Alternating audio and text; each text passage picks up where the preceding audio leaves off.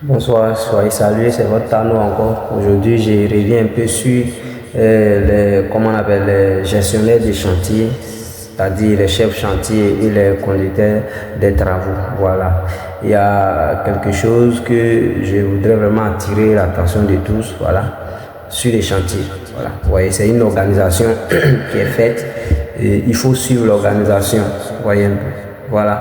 Vous savez, le béton, le coulage des bétons, si quand on coule les bétons avec le coffrage, on donne un certain temps pour pouvoir faire le décoffrage, c'est parce que il y a des règles qu'il faut respecter pour pouvoir donner la chance à l'ouvrage que tu viens de bâtir de durer dans le temps. Vous voyez un peu, comme l'être même est, quand nous naissons, nous avons vraiment l'envie là, cette envie là de grandir dans la paix, dans la joie, sans vraiment toutefois être inquiété, même si ça arrive parfois les épreuves de la vie, et être en bonne santé, durer, même avoir la longévité sur terre, vous voyez un peu. Donc c'est comme ça que les ouvrages, vous voyez un peu, qu'on construit, c'est l'objectif qui est là.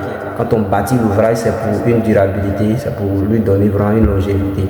Donc, quand vous ne respectez pas certaines règles dans la construction, ça réduit, comment on appelle, la durabilité, ça réduit l'année de durée, si je peux le dire ainsi, de votre ouvrage, vous voyez un peu.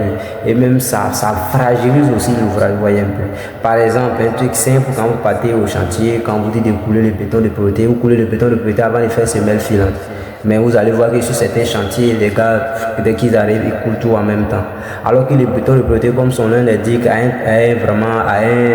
un rôle très important dans la construction. Au cas contraire, on allait le minimiser. On n'allait même pas dire son nom dans, comment on appelle, dans les travaux. Vous voyez que tout travail de réalisation de construction dans la fouille, on va forcément préparer des bétons de propreté. Comme son nom l'indique, c'est pour rendre propre la fouille, vous voyez un peu. Parce que ce que vous oubliez, c'est que les liens hydrauliques tels que les ciments avec les composants du béton que nous utilisons pour faire la réalisation de nos ouvrages ont aussi des totems. Vous voyez un peu. Façon, bon, peut-être que moi, que telle personne est allergique à telle chose, si tu touches, peut-être qu'il peut avoir des maladies sur la peau et autres. Vous voyez un peu. C'est comme ça que les constituants du béton que nous utilisons aussi ont des allergies. Vous voyez un peu. Donc, il faut faire très attention. Les bétons de propriété, c'est parce que les bétons dans l'avenir sont censés, ou bien les constituants du béton dans l'avenir, vous voyez un peu, ou bien les matériaux qui vont venir sont censés être nets, être vraiment propres.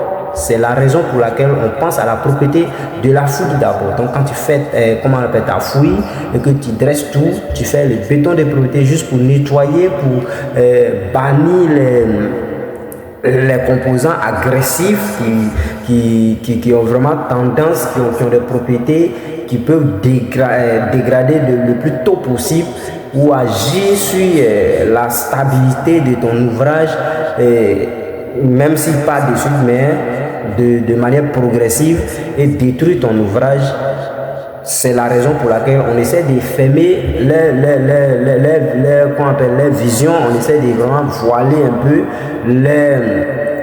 pour ne pas dire, c'est-à-dire que étouffer les pouvoirs d'agresser votre ouvrage. Voilà pourquoi on met le béton de propriété. Donc arrêtez s'il vous plaît de vous lever un bon matin, on dit béton de propriété, après semelle filante, et puis vous levez, vous coulez tout en même temps, vous voyez un peu. Déjà, on rend la fouille propre avec le béton de propriété dans l'intention d'éloigner, comment on appelle, rendre la fouille propre, éloigner les aciers du sol, vous voyez un peu, parce que l'acier avec le sol, il y a les collaborations ne donnent pas de bons résultats, vous voyez un peu, c'est la rouille qui va s'attaquer à l'acier, et au fur et à mesure, je vous dis que parfois comment on appelle, les bâtiments qui tombent, souvent ce n'est pas forcément, comment on appelle le truc, ce n'est pas forcément le sol qui cède, mais ce sont des matériaux qui souvent qui cèdent, vous voyez un peu. Et cela, voici l'une des raisons, parce que la fondation, c'est l'objet, vraiment c'est la base de la construction.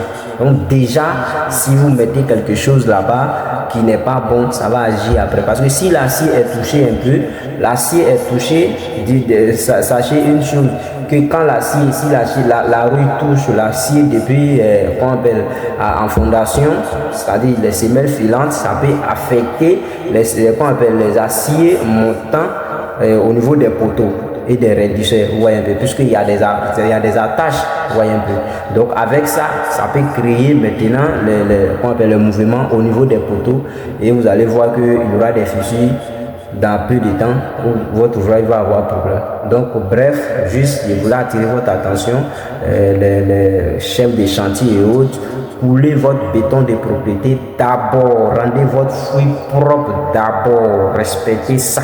Si vous voulez faire peut-être un travail plus rapide, vous pouvez utiliser les additifs, les adjuvants pour accélérer le durcissement du béton de propriété afin de pouvoir faire, comment on appelle, faire poser vos ferraillages et puis travailler dans la netteté, vous voyez un peu. Donc c'était votre temps, juste un petit conseil, je vous remercie.